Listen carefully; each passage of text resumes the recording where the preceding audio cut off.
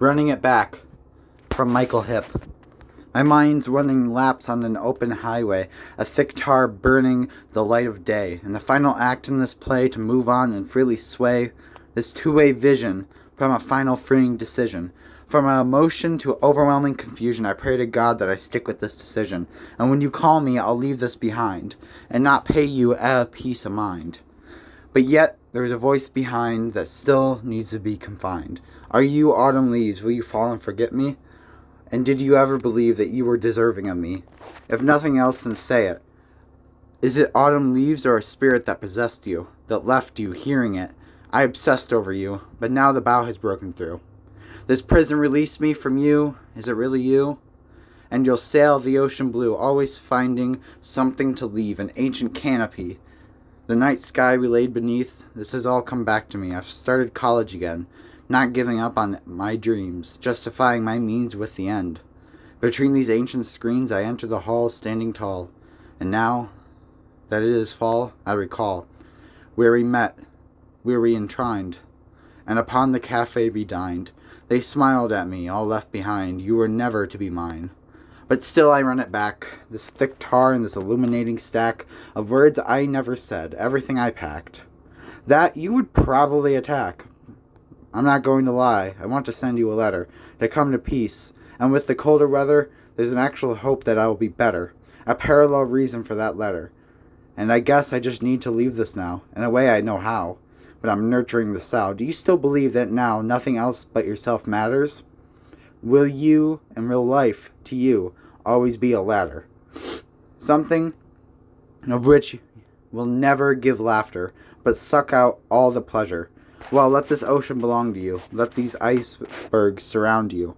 There's nothing left to do but disregard you, and let this be true, that I didn't deserve you.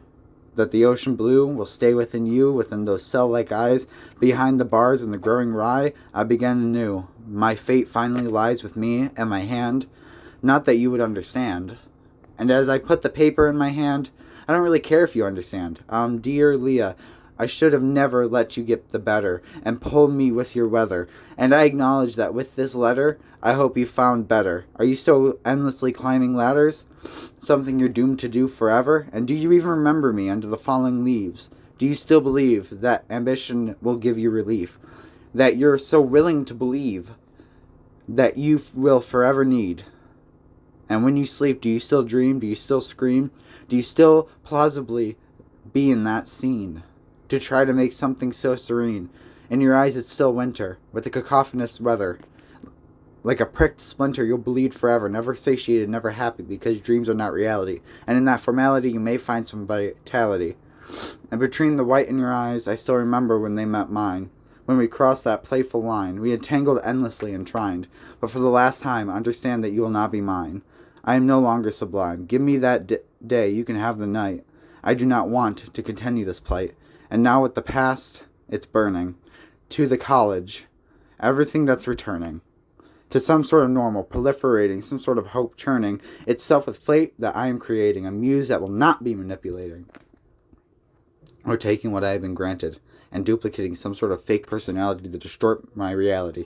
Unlike you, I'm happy to be me. Because now I can see that we are not alike. You are a knife, I am pride. I do not need materialism to survive. And now, I'll walk in happy strides. And among these ancient ceilings, where you had planted my feelings, all the skin peeling, I'm done kneeling. Again, the ocean belongs to you, so take it with your blue. I am someone new, not that it was me you ever knew. Give me a couple of more minutes to mourn. This contagion, once airborne, now I'm reborn. I'm immune to your scorn, your poison spreading like pollen. And how many times have you fallen upon the blade you were holding? I'm done just stalking the shadow figure of you, because that's not you. And I'm done feeling blue, believing in something not true. And as I move forward, balancing my rose and sword, you'll regress backwards, never wanting to look inward, and see the person you burned, the person you inferred, that could not be returned. So, give it the time to churn, because I'm done thinking of you every second. Do you reckon that destiny bestowed this burden that had made such a problem? And is it your coping system to always ignore the question, the problem being how you see yourself and never caring about anyone else?